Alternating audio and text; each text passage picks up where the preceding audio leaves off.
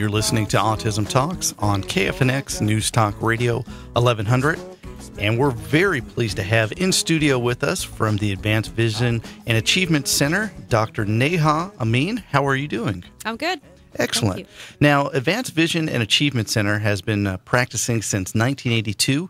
They strive to provide optimum care and satisfaction to their patients, which they consider their family and friends. They go beyond 20/20 to evaluate and improve total vision. Their comprehensive and unique multidisciplinary approach offers problem-solving vision care for the entire family. Well, Dr. Neha, can you tell us a little bit about yourself and describe what you do? Basically, the difference is I'm a behavioral optometrist, which a lot of people term as functional, meaning we don't just talk about 20/20, as you said. Right. So we're thinking about what you're doing during your day and figuring out what we can best do to improve your vision in all aspects. Wow. Now, how is the exam at Advanced Vision different from most eye exams? Most of the time when you get your eyes checked, you're finding out, if you can see 20/20. Are you nearsighted, farsighted? Do you need reading glasses? That type of thing. And then also sometimes getting your eyes dilated and making sure that health-wise everything's going okay. The step further that we go is to work on binocular vision, the way those eyes work together, how your tracking is, how that affects the way that you function on a day-to-day basis. So when you talk about students, the way that they learn, when we talk about athletes, the way that they track a ball or that type of thing. So keep your eye on the ball. Yeah. So how is it that autism affects vision? As you all know, because you're very familiar with autism, but it's a neurological disorder. So it makes it difficult for kids to respond to and then process information from all the senses. But vision is one of the main impediments to them functioning on a day-to-day basis. So a lot of times these kids have really poor visual attention, meaning they can't stay fixated on something for any length of time. So the behaviors that everyone's familiar with is they scan a room a lot, they don't look right at you, don't make great eye contact, and if things are bright or shocking, they have a hard time focusing on them. Yeah, right. Their senses, the way they perceive all the different stimulus is like that. My son does that. He'll kind of glance at you from the peripheral and do things of that nature, or if it's too bright, or it used to be when we would go into some of the like a Chuck E. Cheese type of atmosphere, that the stimulus was just too great on his vision, and he just wasn't able to be in that environment for a very long time. It actually would agitate him to be in that. He's actually gotten better over the years. Much better.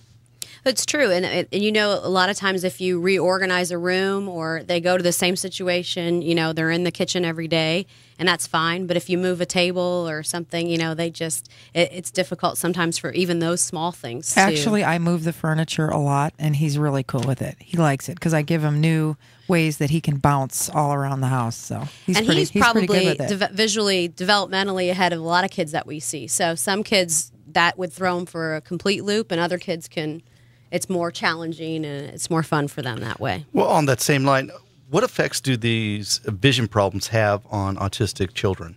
Well, one of the main things is we're trying to work on improving the way that these kids learn. So they're trying to process things peripherally, as you mentioned.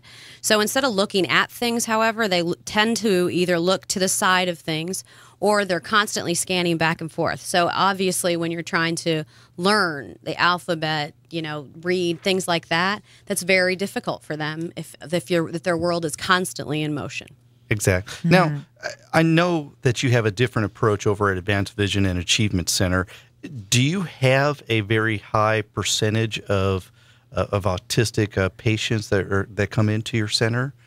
We do everything, so we do definitely see primary care patients. I could see you and your son, but we have a complete vision therapy department, and of the children that are coming in, mostly children, some adults with head injuries and that type of thing, but of the vision therapy department, I'd say at this point we're between 20% of our practices. That's a pretty large percentage. I mean, when you consider the population in general, and it's great what you're doing because you have to do things differently. It's something that we talk about on the radio show quite often is you have to take a different approach when you're dealing with the special needs community. And the and standard each child quote individually too. Exactly. And so what you're doing over at Advanced Vision and Achievement Center is really, really great, and we really appreciate it. Now, what can we do to improve their visual system for Well, the biggest thing is to get them the help that they need. So a lot of times these kids,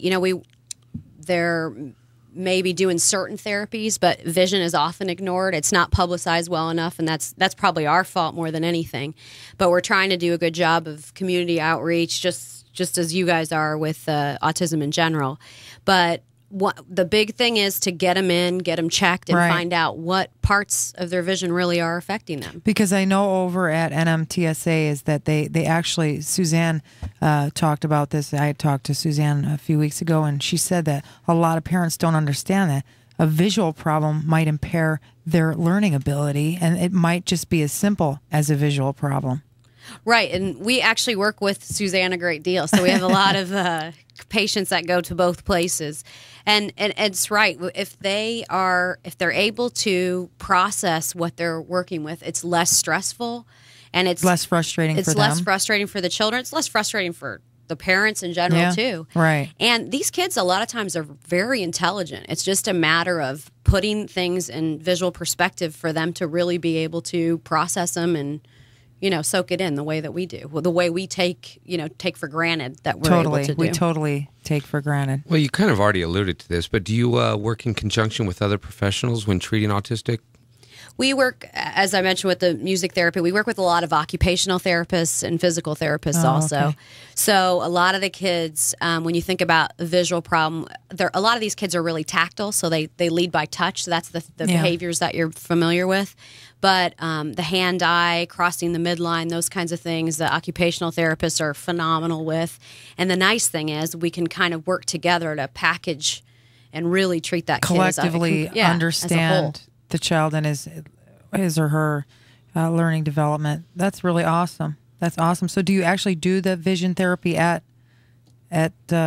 your place? Right, at our office. Okay. So the Definitely. OTs and the PTs and such, they come into your facility? No, we have ones that we work with that are really close to us, so we definitely correspond a lot. And a lot of these kids, like you were saying, it could be a 30-hour-a-week therapy regimen. So we definitely want to maximize as much as we can, the time that we have. So we don't want to repeat what other therapists are doing and vice versa. Excellent. Well, we really appreciate you coming on the show. Where can our listeners find out more about Advanced Vision and Achievement Center?